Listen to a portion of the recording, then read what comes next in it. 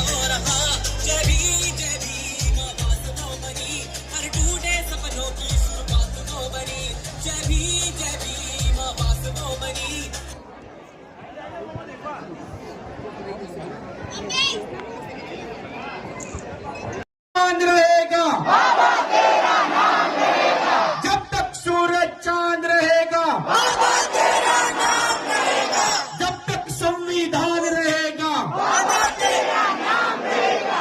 હવે આપણે કાર્યક્રમ પણ આપણા અંદર જે અંતર્મનના અંદર છે જ્ઞાનનો દીવો પ્રગટાવવાનો છે અને તે દીપ પ્રાગટ્ય માટે આપણે બુદ્ધ સ્વરૂપ ભિક્ષુ જે આપણી વચ્ચે ઉપસ્થિત છે.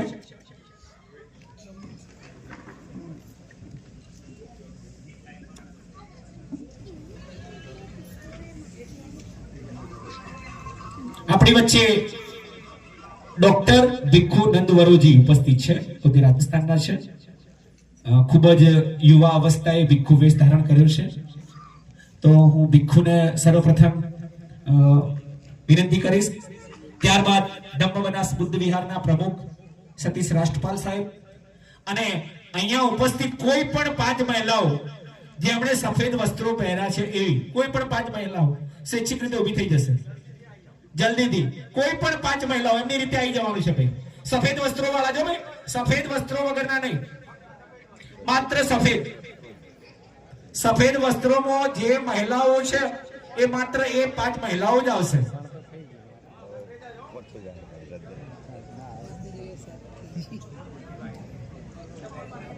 ચપ્પલ નીચે રાખો.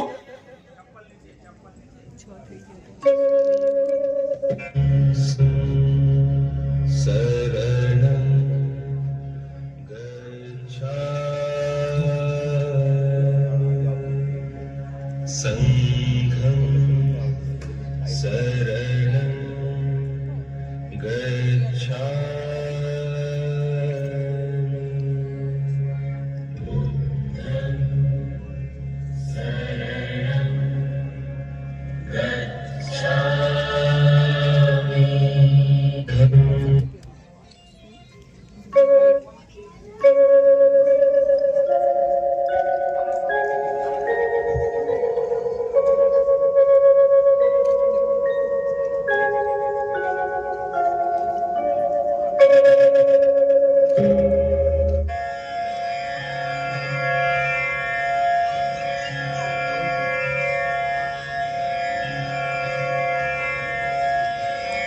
बुद्धं शरणं गच्छामि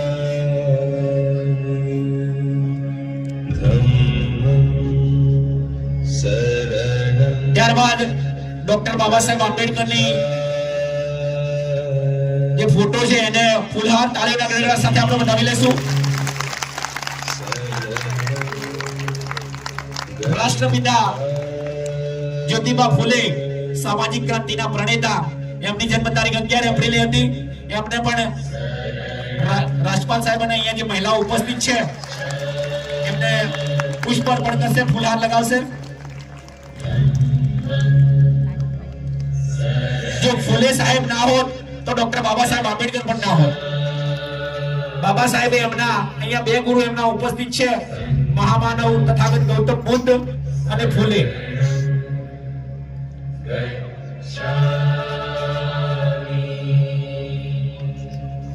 बुद्धं शरणं गच्छामि બધા દેખાય એ રીતે ઉભા રહો ભાઈ, બધા જ લોકો દેખાય એ રીતે ઉભા રહો.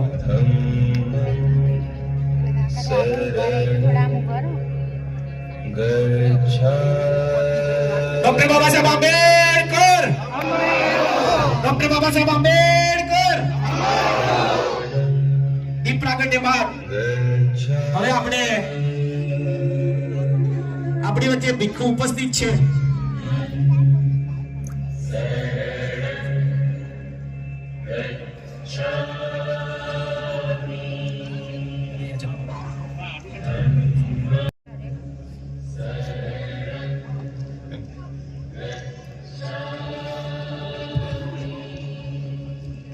यहाँ उपस्थित सभी उपासक उपासिकाओं से निवेदन है कि आपकी त्रिसन पंचशील होगा तो आपने ये जूते चप्पल पहन रखे थे वो उतार दें, और सिर पे कुछ तो ढक रखा हो तो उसको भी उतार दें, जैसे टोपी है, कैप है या कोई और. जैसे मैं बोलता हूँ मेरे पीछे पीछे पहले दोहराएंगे. हाथ जोड़ लें, आंखें बंद करें, शांत मन से, शांत चित्त से. अवकाश अहम भान्ते तीसर्णेन सह पंचशीलं धम्मं याचामि अनुगं कृत्वा शीलं देथ में भन्ते द्वितीयंपि अवकाश अहं भन्ते तीसर्णेन सह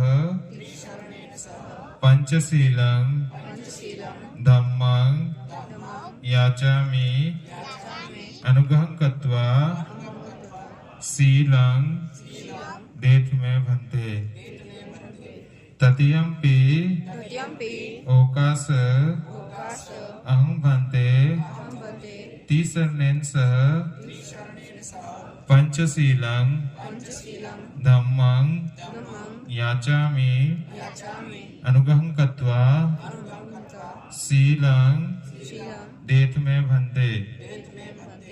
नमो तस् भगवतो अरहतो सम्मा संबुद्धस्स. तस् भगवतो अरहतो सम्मा संबुद्धस्स.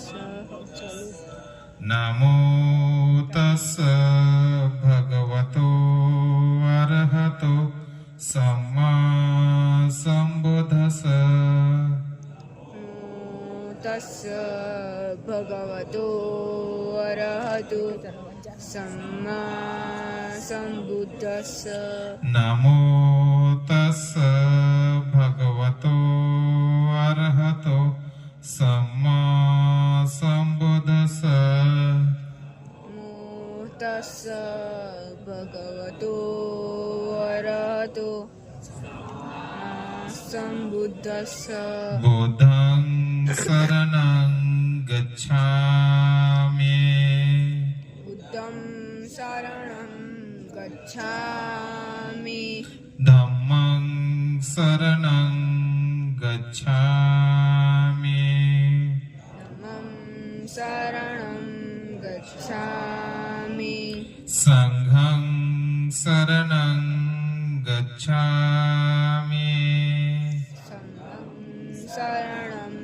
गच्छामि द्वितीयम्पि बुद्धं शरणं गच्छामि द्वितीयम्पि बुद्धं शरणं गच्छामि द्वितीयम्पि धम्मं शरणं गच्छामि द्वितीयम्पि बुद्धं शरणं गच्छामि द्वितीयम्पि संघं शरणं गच्छामि द्वितीयम्पि सङ्घं शरणं गच्छामि तृतीयम्पि बुद्धं शरणं गच्छामि तृतीयम्पि सङ्घं शरणं गच्छामि तिसंगमन संपूर्ण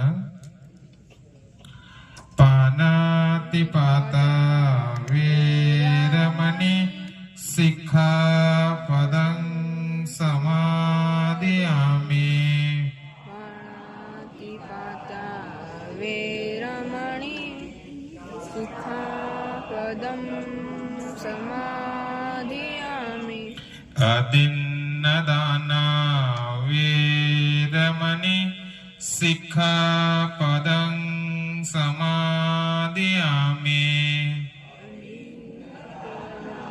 वेरमणि सिक्खापदं समाधियामि कामेषु मिच्छाचारा वेरमणि सिक्खापदं समादियामि कामेषु भिक्षाचारा वेरमणि सिक्खापदं समाधियामि मुसावादा वेरमणि सिक्खापदं समादियामि सावादा वेरमणि सिक्खापदं समाधियामि सुरामेरय मज्ज पमादठाना वेरमणि सिक्खापदं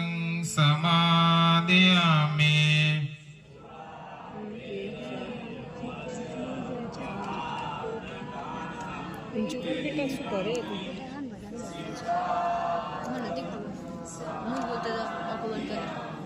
तिसन्नेन सन्ति पंचशीलं धम्मं साधुकं सुखित कृत्वा अपमादेन शीलं सम्पातेहि शीलेन सुगति यन्ति शीलेन भोग संपदा शीलेन निपयन्ति तस्मात् शीलं विशोधय ઉપસ્થિત છે એ લોકોને મારી ખાસ વિનંતી કે બધા ઊભા થઈ જશે તમામ લોકો જે જે જગ્યાઓ પર છે બધા ઊભા થઈ જશે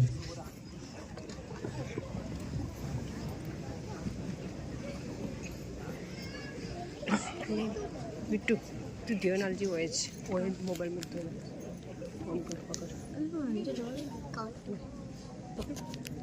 मोबाईल ऊंचू कर हाइट नहीं मारी मोबाईल साइड में ऊंचू कर दो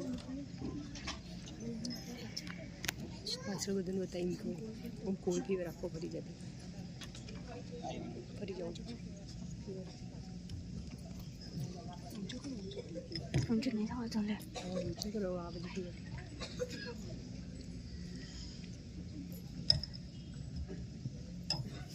એ દોશી બોલતો લો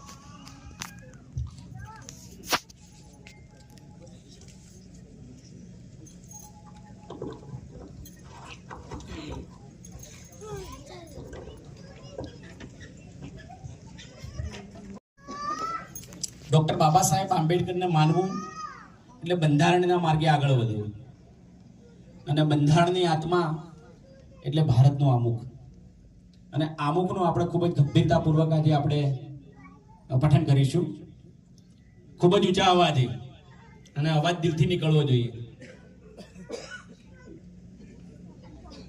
અમે ભારતના લોકો ભારતને एक सार्वभौम समाजवादी बिन सांप्रदायिक लोकतंत्रात्मक प्रजासत्ताक तरीके संस्थापित करवानो तथा तेना सर्व नागरिकोने सामाजिक आर्थिक અને રાજકીય ન્યાય વિચાર અભિવ્યક્તિ માન્યતા ધર્મ અને ઉપાસનાની સ્વતંત્રતા પ્રતિષ્ઠા અને તકની સમાનતા પ્રાપ્ત થાય તેમ કરવાનો અને તેઓ સર્વમાં વ્યક્તિનું ગૌરવ અને રાષ્ટ્રની એકતા અને અખંડિતતા સુનિશ્ચિત કરે એવી બંધુતા વિકસાવવાનો આ ખૂબ જ ગંભીરતાપૂર્વક સંકલ્પ કરીએ છીએ અમે ડોક્ટર બાબા સાહેબ આંબેડકરના આદર્શોને અનુરૂપ ભારત દેશના પ્રબુદ્ધ નાગરિક બનવાનો પ્રયાસ કરીશું જય ભીમ ખૂબ સરસ હવે લોકો બેસી શકે છે આપણી વચ્ચે 3 બાળાઓ છે અને મરાઠીના અંદર સ્વાગત ગીત રજૂ કરે છે જો કે આપણને મરાઠી અમુક લોકોને જ આવડતી હશે પણ આ ગીતના શબ્દો આ બાળકીઓનો ડાન્સ અને જે તાલ તમે જોશો ને એનાથી તમને મનમોહક લાગશે એટલે અહીંયા ઉપસ્થિત તમામ જે લોકો અહીંયા ગામડેથી અને આપણી પાલનપુરની આજુબાજુની સોસાયટીમાં આવેલા છે એ લોકો મહેમાનો તમામના સ્વાગત માટે આપણે દરેક વ્યક્તિને ખાસ વિનંતી કે અહીંયા બાળાઓનું જ્યારે ગીત ચાલતું હોય એટલે ફોન સાયલેન્ટ રાખજો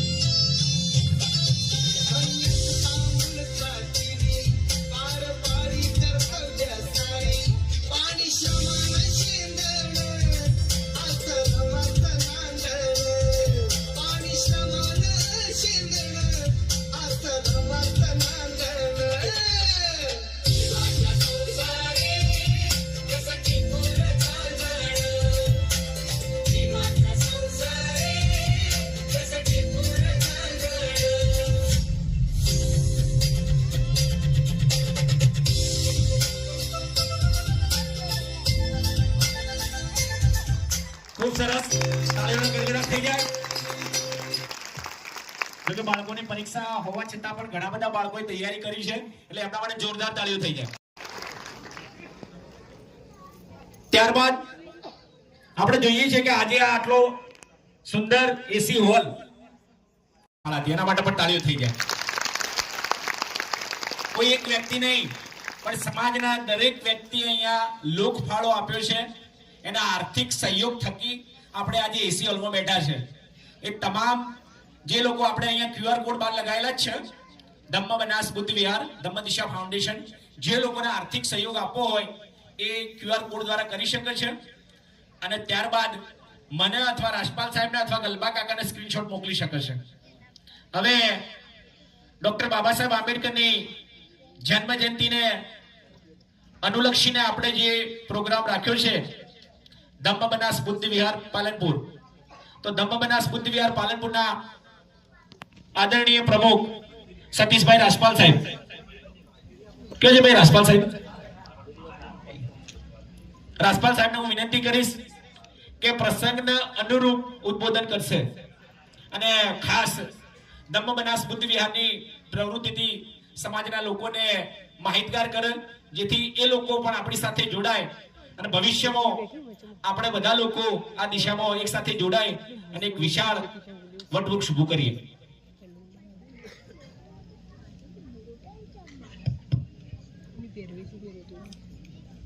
નમો બુદ્ધાય, જય ભીમ.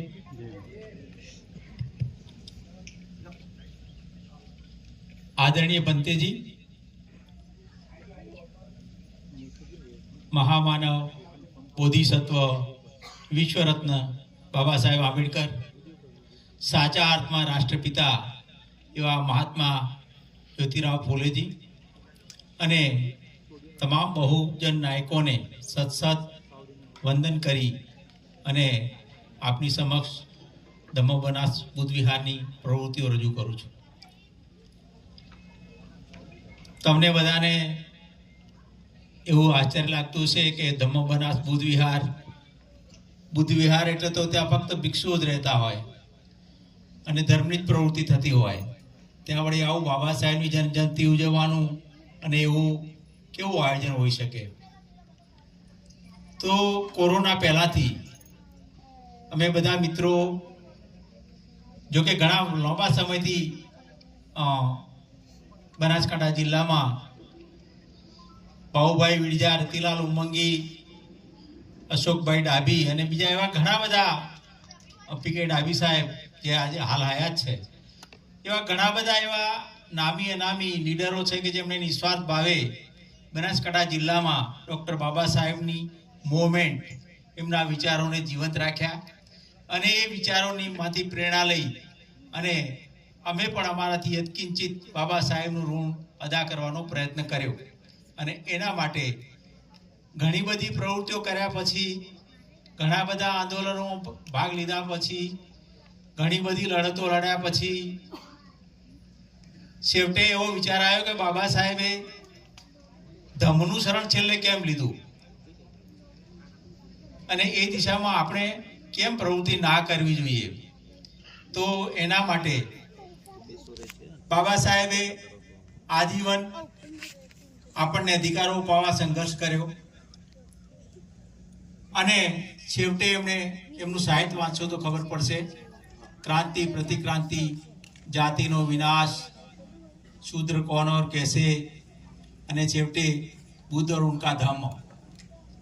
તો એ બધાના બાબા સાહેબના ગહન અભ્યાસ પછી બાબા સાહેબે એવું વિચાર્યું કે આપણી સમાજનું જે દુઃખ છે એ દુઃખનું કારણ માત્ર આર્થિકતા નથી, પણ એના મૂળ ધર્મમાં પડેલા છે. અને જ્યાં સુધી એ ધર્મને સુધારવાનો એમણે પ્રયત્ન કર્યો, આંદોલનો કર્યા, મહાર સત્યાગ્રહ કર્યો, કાલારામ મંદિર પ્રવેશ કર્યો અને ઘણી બધી તકો આપી, પણ એમને છેવટે એમ સમજાયું કે આ ધર્મમાં કોઈ સુધારાને અવકાશ નથી, કારણ કે જે ધર્મનો બીજ જ જાતિવાદથી શરૂ થતો હોય, જાતિ વગર ધર્મ અસ્તિત્વ જ નથી.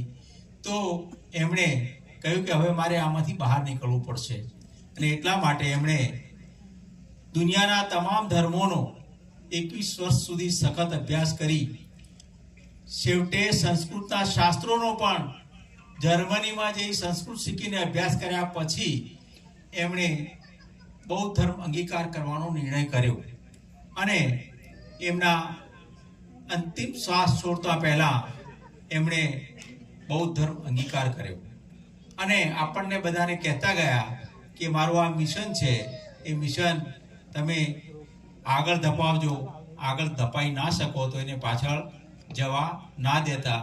અને એ તારીખથી માંડીને આજ સુધી તમે બધા આજ તો સોશિયલ મીડિયાના જમાનામાં વારંવાર જોતા હશો કે સમગ્ર ભારતમાં દિવસે ને દિવસે બૌદ્ધ ધર્મ સ્વીકારવાના અનેક પ્રોગ્રામો થયા કરે છે અને અનેક લોકો ભગવાન બુદ્ધના શરણમાં આવી રહ્યા છે. માત્ર અનુસૂચિત જાતિ નહીં, બક્ષી પંચના લોકો પણ આવે છે, ફિલ્મ કલાકારો પણ આવે છે, મોટા મોટા વૈજ્ઞાનિકો પણ આવે છે. અને આખા વિશ્વની અંદર તો વાત કરીએ તો આખા વિશ્વમાં તો જેની પાસે પણ બૌદ્ધિક જ્ઞાન છે એ તમામ વ્યક્તિ બુદ્ધ સિવાય રહી શકે એવું નથી. અને આપણા દેશના વડાપ્રધાન જ્યારે બહાર જાય ત્યારે એમ કહે છે કે હું બુદ્ધની ધરતી ઉપરથી આવ્યો છું. એના પરથી આપ કલ્પના કરી શકો કે બુદ્ધનું વૈશ્વિક મૂલ્ય કેટલું છે. કારણ કે વૈશ્વિક મૂલ્ય હોય એ જ વ્યક્તિનું નામ લઈ શકાય. તો એવા ધર્મને આગળ વધારવા માટે અમે બધા મિત્રોએ ભેગા મળી અને ધમ્મ બનાસ બુદ્ધ વિહારની સ્થાપના કરી. એમાં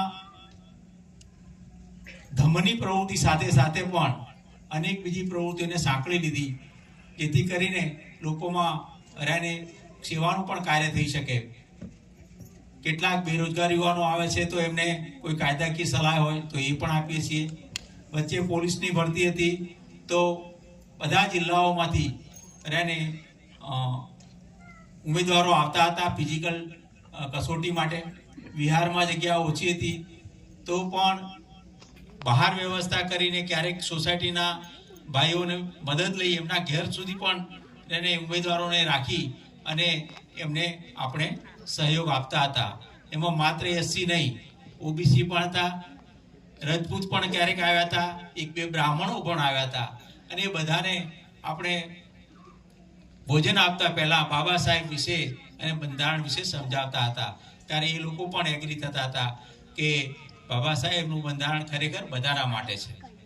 તો આ પ્રવૃત્તિ દિન પ્રતિદિન આગળ વધે અને બાબા સાહેબનું મિશન સાચા અર્થમાં લોકોમાં પ્રસ્થાપિત થાય એ માટેની પ્રવૃત્તિઓ સતત આગળ વધે એ માટે આપ સૌના સાથ અને સહકારની ખૂબ જ જરૂરિયાત છે.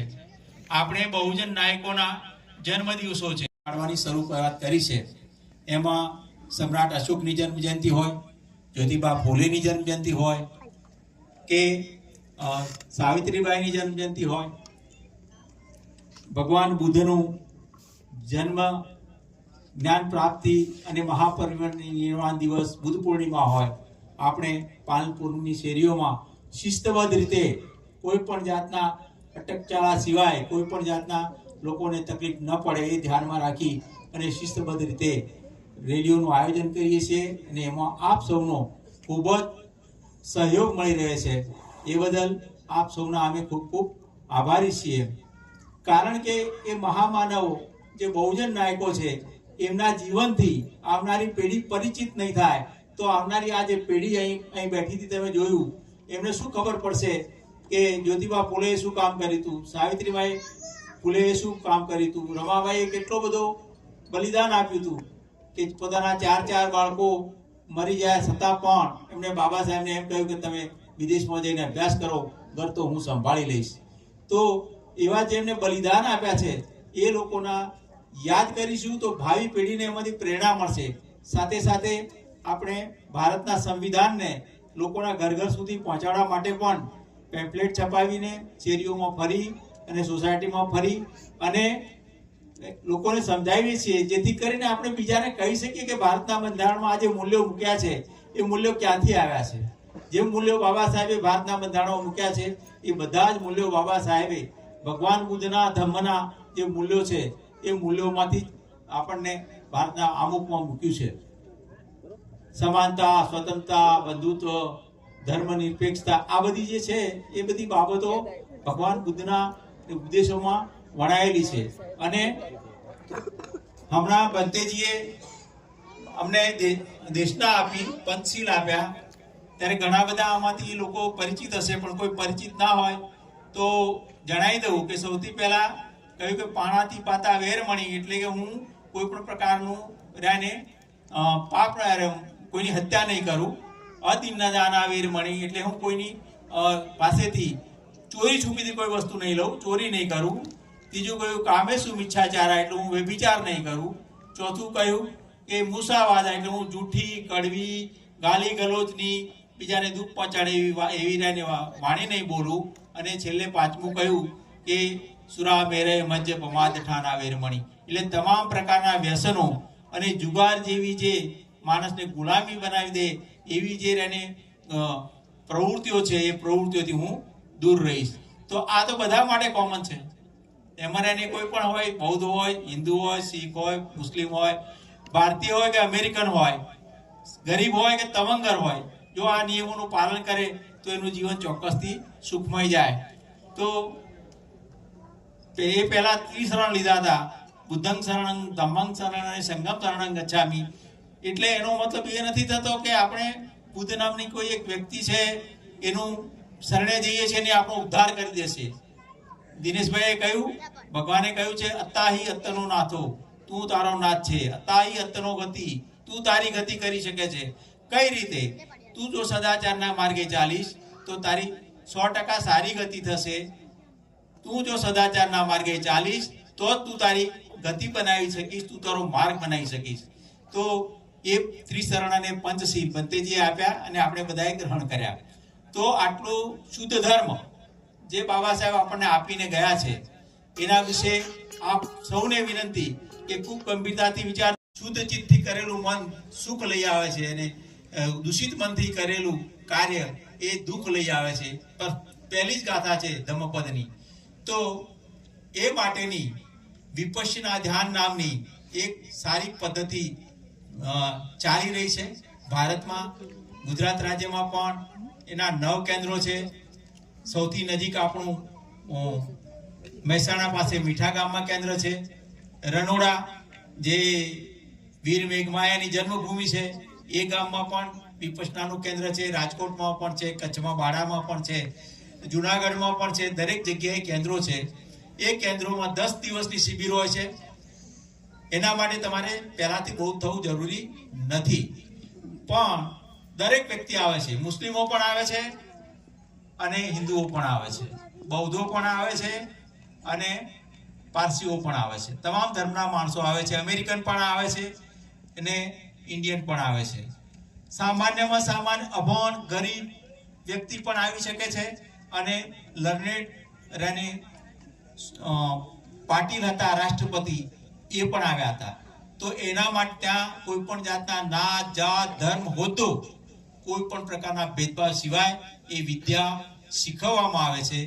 જે મનની શાંતિ માટે, મનને મજબૂત બનાવવા માટે, જીવન વ્યવહારમાં મનને મજબૂત બનાવીને જીવનમાં જે ઉતાર ચઢાવ આવે છે એ ઉતાર ચઢાવની સામે ઝઝૂમવા માટે એક મહત્વની ટ્રેનિંગ વિના મૂલ્યે મળે છે.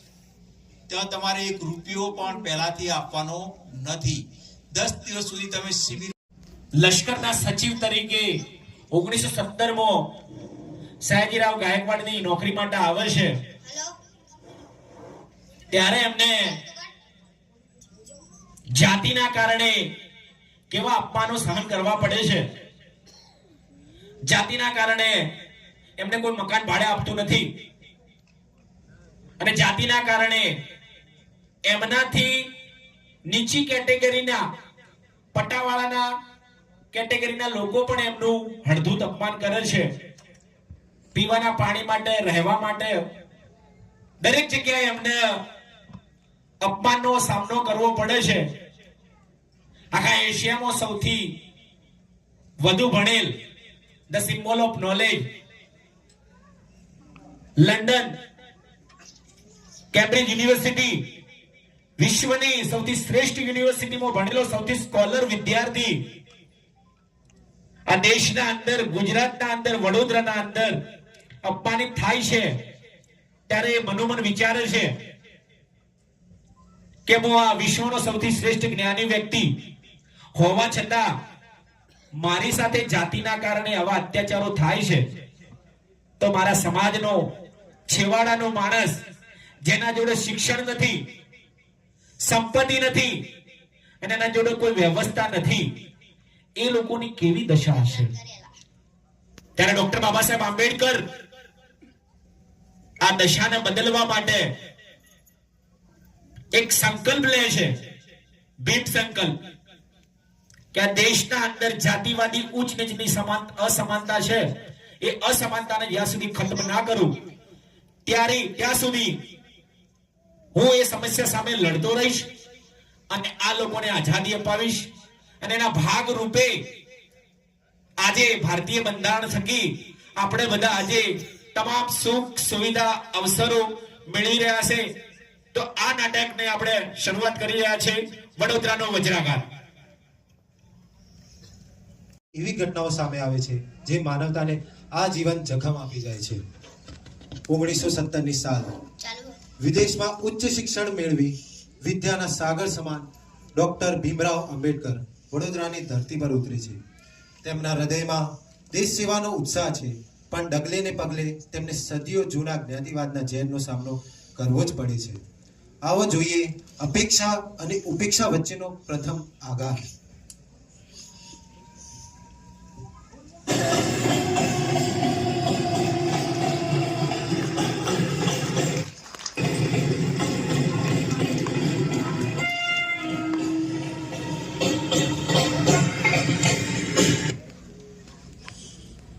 અરે મારી ટ્રેન તો સમયસર આવી ગઈ, પણ મહારાજા ગાયકવાડે કયા મુજબ મને રાજ્ય તરફથી ગાડી કે માણસ કેમ લેવા નથી આવ્યો? અજાણ્યું શહેર છે, અજાણા લોકો છે, હું ક્યાં જઈશ? આજુબાજુ પૂછવા દેજો.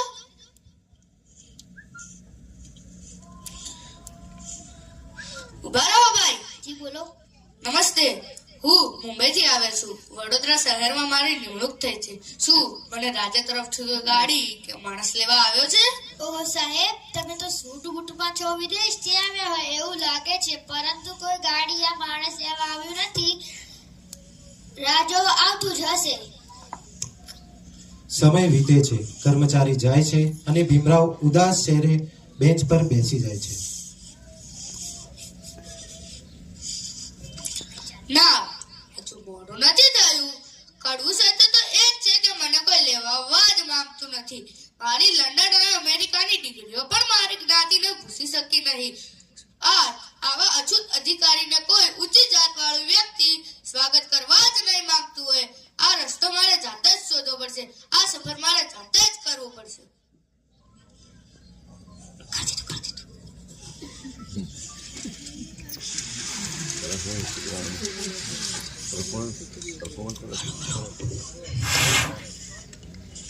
સ્ટેશન પર મળેલી ઉપેક્ષા તો માત્ર એક શરૂઆત હતી. ભીમરાવ સામે હવે સૌથી મોટો પ્રશ્ન હતો, આશરો ક્યાં લેવો? આટલી ડિગ્રીઓ હોવા છતાં જ્ઞાતિ પૂછાય તે આ શહેરના દરવાજા આપોઆપ. એક વિદ્વાન માણસ માથું ઢાંકવા માટે એક છત શોધવા લાચાર બનીને ભટકે છે. ભીમરાવ હિન્દુ ધર્મશાળાના દરવાજે પહોંચે છે.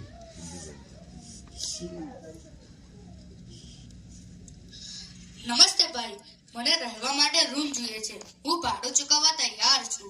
તમારું નામ શું છે? તમે ક્યાંથી આવ્યા છો? મારું નામ ભીમરાવ આંબેડકર છે. હું મુંબઈથી આવ્યો છું. વડોદરા શહેરમાં મારી નિમણૂક થઈ છે. આંબેડકર એટલે કઈ જાતિ? મારી જાતિ મહાર.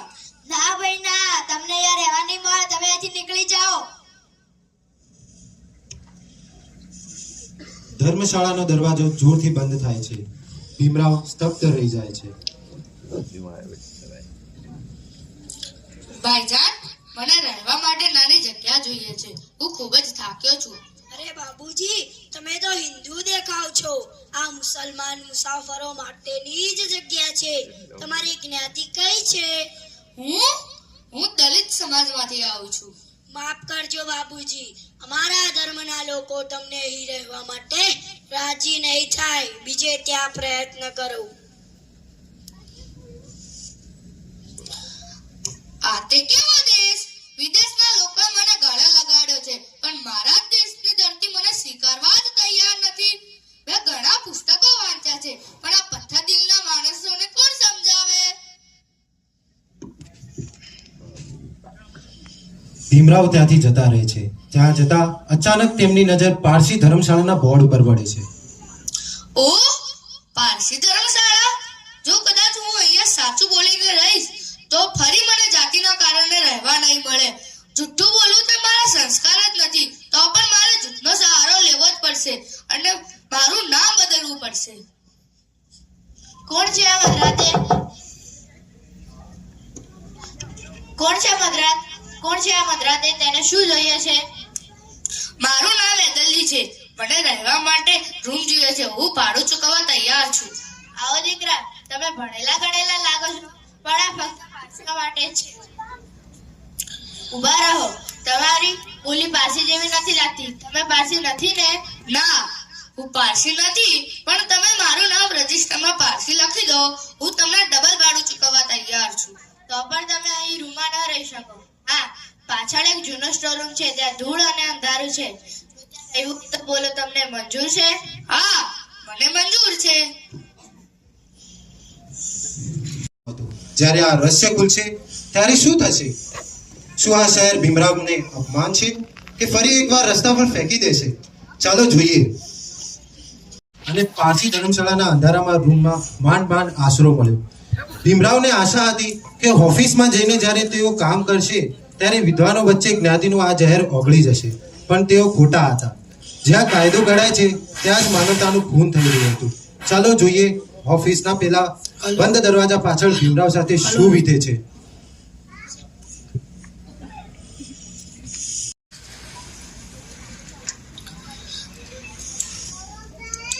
ભાઈ, મને ફાઇલ આપશો?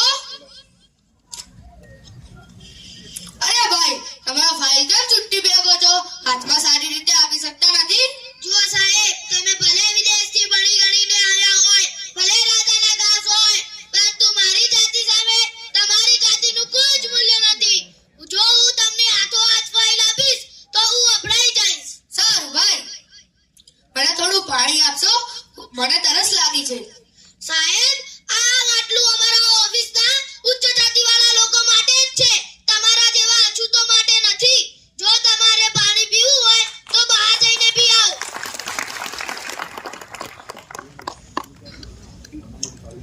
પટાળો ત્યાંથી જાય છે. ત્યાર પછી બીજા 2-3 કર્મચારીઓ ઊભા છે. તેઓ અંદર ગણગણાટ કરે છે.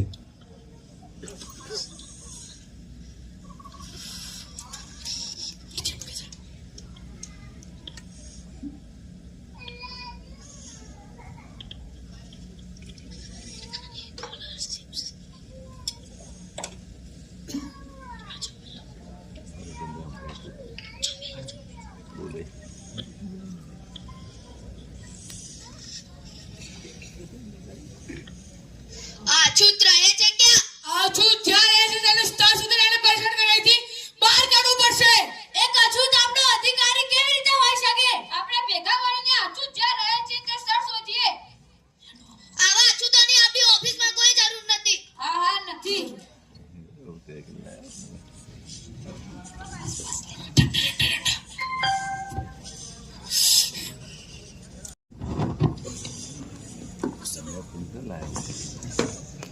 શું તે તારી ધર્મશાળામાં એક અછૂતને રાખ્યો છે? શું તે વાત સાચી છે? ના, અહીંયા બધા પારસી લોકો રહે છે. આ પારસી ધર્મશાળા છે. આદમી ખોટું બોલી રહ્યો છે. આની ધર્મશાળા હાલના તપાસ કરવી પડશે. બહાર નીકળ, છેતરપિંડી કરનાર અછૂત! તે અમારી ધર્મશાળાને અપવિત્ર કરી નાખી છે. અરે ભાઈઓ, તમે આટલો ગુસ્સો શા માટે કરો છો? એવો તો મેં શું ગુનો કર્યો છે? તે અપરાધ કર્યો છે. તું જુઠ્ઠું બનીને હોટલમાં રહ્યો છે. મારી વાત સાંભળો, મેં કોઈ ગુનો નથી કર્યો. હું આખા વડોદરા શહેરમાં ભટક્યો છું, પણ મને હિન્દુ હોટલમાં કે મુસ્લિમ હોટલમાં રહેવા માટેની જગ્યા ન મળી. હું ક્યાં જાઉં? હું પણ તમારા જેવો એક માણસ જ છું. મને થોડા કલાકનો સમય એક આપો. મિનિટ પણ નહીં. હાલને હાલ બહાર નીકળ. બહાર નહીં નીકળો તારો સામાન બહાર ફેંકવામાં આવશે અને તને લાકડી મારવામાં આવશે. અરે અરે અરે અરે અરે અરે પુસ્તકો વેરવિખેર થાય છે. ભીમરાવ અત્યંત અપમાનિત થાય છે. રડતી આંખે પોતાનો સામાન સમેટીને અંધારામાં ચાલી નીકળે છે. જેની પાસે દુનિયાની શ્રેષ્ઠ ડિગ્રીઓ હતી તેની કિંમતી પુસ્તકો આજે વડોદરાના રસ્તા પર ધૂળમાં રઝળતી હતી. માનવતા હારી ગઈ હતી અને જ્ઞાતિવાદ જીતી રહ્યો હતો. આખી દુનિયા જીતનાર વિધાન આજે એક રાત માટે લાચાર હતું. ભારે હૈયે ભીમરાવ કમાટી બાગના એક ખૂણે ઝાડ નીચે આશરો લે છે. તે કાળી રાત હવે મહાક્રાંતિની સાક્ષી બનવાની હતી. ધીમે ધીમે આછો પ્રકાશ ફેલાય છે, જે સૂર્યોદયનો સંકેત છે. ભીમરાવ તેની પેટી સાથે ઝાડના નીચે બેઠા છે. આસપાસ તેમના પુસ્તકો વેરવિખેર પડ્યા છે. એકલા બેસીને ઢુસકે રડી રહ્યા છે. હે કુદરત, આ તે કેવી વ્યવસ્થા! પશુ પક્ષીઓને રહેવા માટે માળો છે. કૂતરા બિલાડા ઘરમાં આરામથી ફરી શકે છે. પણ એક ભણેલા અને ગણેલા માણસને માત્ર જન્મના કારણે જ છત ઢાંકવાની પણ છત નથી. ધીમે ધીમે રડવાનો અવાજ શાંત થાય છે. ભીમરાવ ઊભા થાય છે. તેઓ પોતાના આંસુ લૂછે છે. તેમની આંખોમાં હવે લાચારી નથી, પણ એક ક્રાંતિની જ્વાળા છે. સ્ટેજ પર સૂર્યોદય જેવો તેજસ્વી પ્રકાશ ફેલાય છે. ના, હું રડીને હાર નહીં માની શકું. વડોદરાની આ કાળી રાત અને કમાટી બાગના આ વૃક્ષને હું સાક્ષી ગણીને હું ભીમરાવ રામજી આંબેડકર એક 20 પર પ્રતિક્રિયા લઉં છું કે આજનો અપમાનનું વ્યર્થ નહીં જવા દઉં. આ દેશના કરોડો વંચિતો, શોષિતો અને પીડિતો જે આજે નર્ક ભોગવી રહ્યા છે તેમને હું ગુલામીમાંથી બહાર લાવીશ. હું કલમની તાકાતથી લડીશ અને એવું બંધારણ ઘડીશ કે જેમાં બધા જ લોકો સમાન હોય. ભીમરાવ બહુ મક્કમતાથી આગળ વધે છે. હું વડોદરાથી આજે મુંબઈ જઈ રહ્યો છું, પણ એક સંકલ્પ લઉં છું કે હું જે સમાજમાં જન્મ્યો છું તે શોષિત, પીડિત અને અછૂત સમાજ ઉપરની વ્યવસ્થાને નાબૂદ કરવામાં જો હું નિષ્ફળ જઈશ તો બંદૂકની ગોળી વડે મારી જાતને ખતમ કરી દઈશ, પણ અન્ય વ્યવસ્થાને જીવતી નહીં છોડું. આ મારો સંકલ્પ છે, આ ભીમનો સંકલ્પ છે.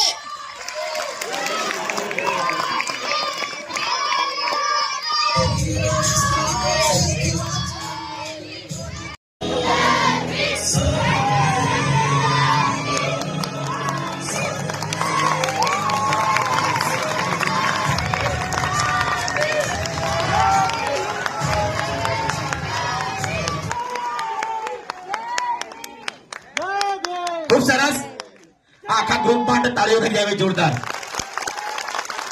આ બધા આપણા કોઈ પ્રોફેશનલ નથી, એમને તૈયાર કરવામાં આ પ્રોફેસર અવની મેડમનો ફાળો છે. એ પોતે બીએડ કોલેજમાં પ્રોફેસર છે મેડમ, અહીંયા આપણા વિદ્યા મંદિરમાં. એમણે આ બાળકોને તૈયાર કર્યા છે. પણ ખાસ તો એ લોકો માટે તાળીઓ થઈ જાય કે જેમને પોતાના બાળકોને આના માટે તૈયાર કર્યા છે.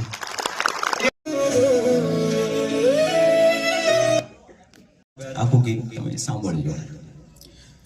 નીલધ્વજની છાયામાં જાગ્યો એક ઇતિહાસ, દબાયેલા જનનો દીવો બન્યો છે તું સાકાર. સમાનતા ને ન્યાયનો આપ્યો છે અધિકાર. સન્માન આકારની શુદ્ધ છે આશા.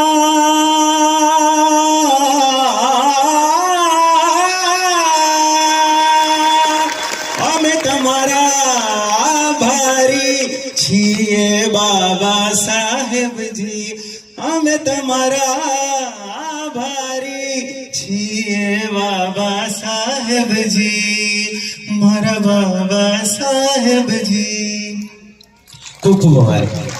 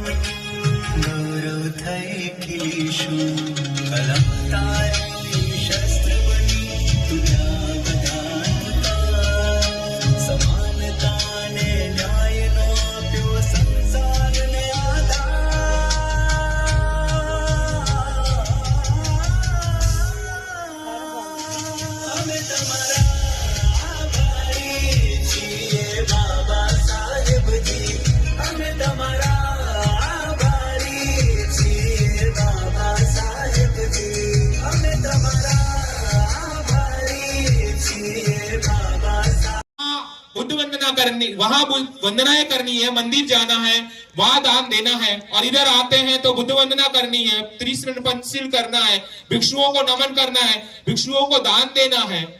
तो दोनों में फर्क क्या रहा, इस बात पर बहस किए जा रहे हैं.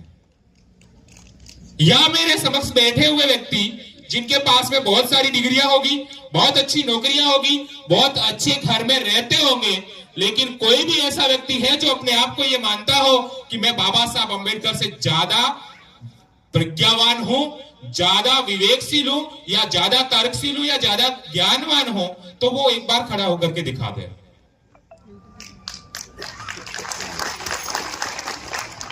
जब हम बाबा साहब से न तो ज्यादा विवेकवान है, न ज्यादा तर्कवान है, न ज्यादा संघर्षशील है, न ज्यादा प्रज्ञावान है, तो हमें क्या उत्तरदायित्व है कि बाबा साहब के विचारों पर हम कोई प्रश्न चिन्ह खड़ा कर सके। यदि हम बाबा साहब के विचारों पर प्रश्न चिन्ह खड़ा करते हैं तो इसका कारण एकमात्र मैं मानता हूं वो ये है कि हम कहीं न कहीं मानसिक रूप से गुलाम है। जब तक हम मानसिक गुलामी से मुक्त नहीं होते हैं तब तक बाबा साहब के विचारों को आप आत्मसात नहीं कर सकते। तो बाबा साहब के विचारों को जब आत्मसात नहीं कर सकते तो बाबा साहब से तो बहुत ऊपर की चीज भगवान बुद्ध है।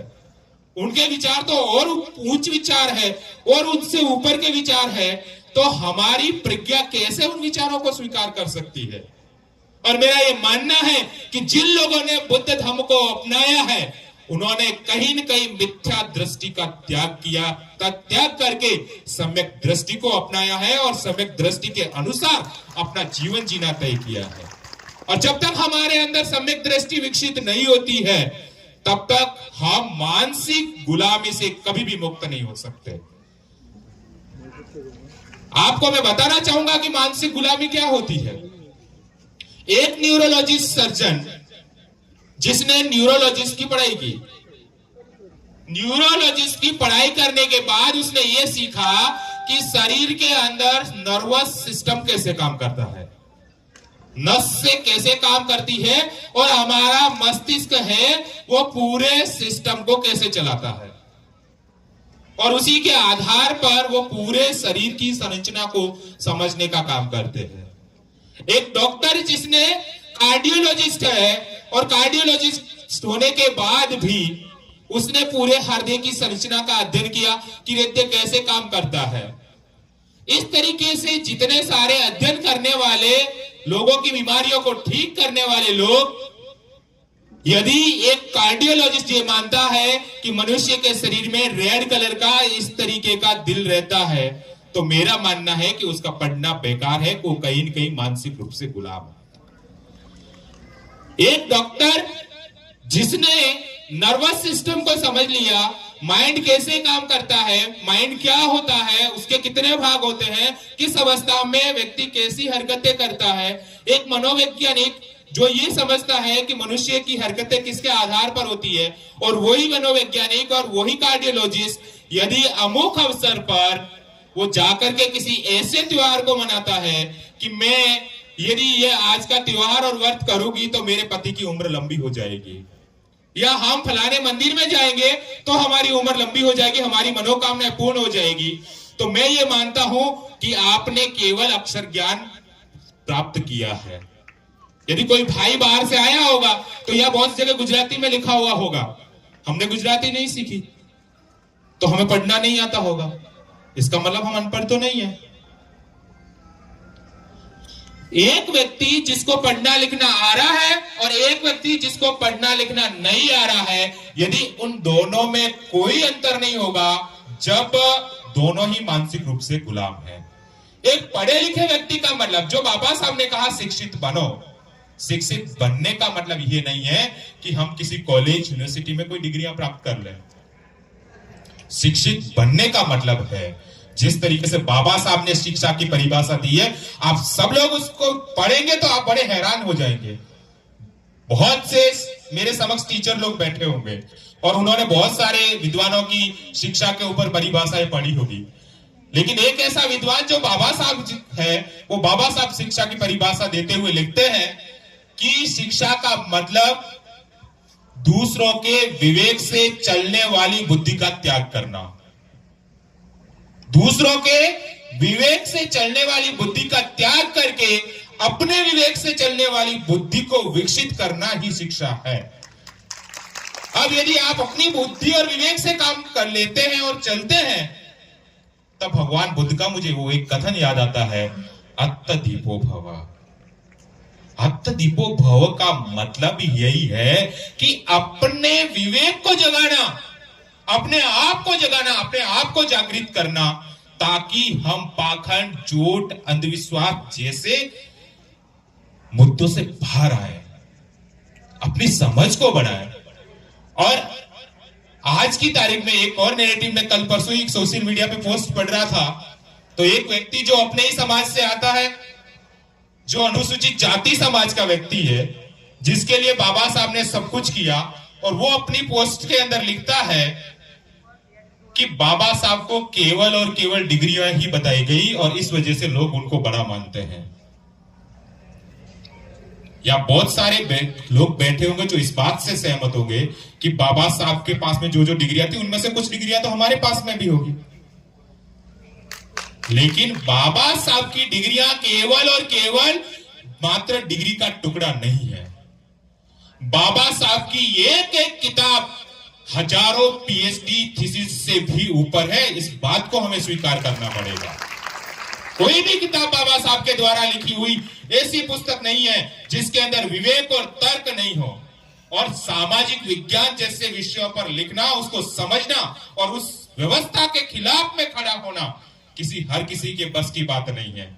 आप और हम लोग अपने परिवार के एक सदस्य के खिलाफ में नहीं जा सकते हैं, लेकिन बाबा साहब ने शिक्षा प्राप्त करने के बाद में अपने विवेक को इस स्तर तक जगाया, अपने आप को इस अवस्था तक जागृत किया कि वो हर एक चुनौती को स्वीकार करने के लिए तैयार थे। जो पूरे देश के अंदर मनुवादी व्यवस्था थी, जो सिस्टम था, जो छुआछूत, ऊंच नीच और भेदभाव का सिस्टम था, उस तमाम तरीके के सिस्टम के विरोध में खड़े होकर के अकेला व्यक्ति लिखने के लिए तैयार हो गए। यह उनकी शिक्षा है। उन्होंने कभी किसी भी वक्तव्य के अंदर नहीं कहा कि मैंने इतनी डिग्रियां हासिल की है, मैंने इतना पढ़ा लिखा हूं। ऐसा किसी वक्तव्य में ज्ञान के स्तर पर सामने वाले व्यक्ति को जवाब दिया, ताकि उनके सामने जितनी सारी चुनौतियां खड़ी थी, उन सारी चुनौतियों को एक एक करके वो निपट लिए। और ऐसा व्यक्ति, और उस समय में और ऐसी अवस्था में जब उनके चलने फिरने की स्थिति नहीं थी, उनको पकड़ करके चलाना पड़ रहा था, बैठने की स्थिति में नहीं थे, तब उन्होंने आपके हाथ में बुद्ध का धम्म दिया। और एक व्यक्ति जो जीवन भर धार्मिक कर्म कांडों के खिलाफ में रहा, जीवन भर धर्म की चुनौतियां दी, धार्मिक व्यवस्थाओं को ललकारा, और वही व्यक्ति आपको धर्म के रास्ते पर चलने के लिए कहता है, ये कितनी बड़ी बात है। और वह धर्म कोई और नहीं, जो समता, स्वतंत्रता, बंधुता और न्याय आधारित व्यवस्था है, उस व्यवस्था की तरफ लौटने के लिए कहता है। क्यों? क्योंकि बाबा साहब को यह पता था कि जो राजनीतिक आरक्षण व्यवस्था है, वो पार्टियों की गुलाम बन करके रह जाएगी, समाज का कल्याण कभी भी नहीं करेगी।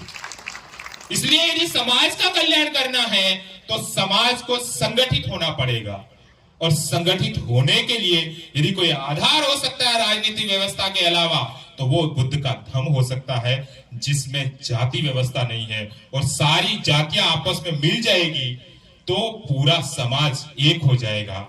और यही समाज की एकता उस तक हर आने वाली चुनौती, चाहे वो राजनीतिक हो, सामाजिक हो, आर्थिक हो या राजनीतिक हो, उन सबके सामने लड़ सकेगा। बाबा साहब ने एक जगह लिखा कि यदि कोई समस्या तब तक बड़ी होती है जब किसी व्यक्ति के सामने खड़ी होती है, कोई भी समस्या तब तक बड़ी होती है जब किसी एक व्यक्ति विशेष के सामने खड़ी हुई होती हो, और वही समस्या यदि समाज के सामने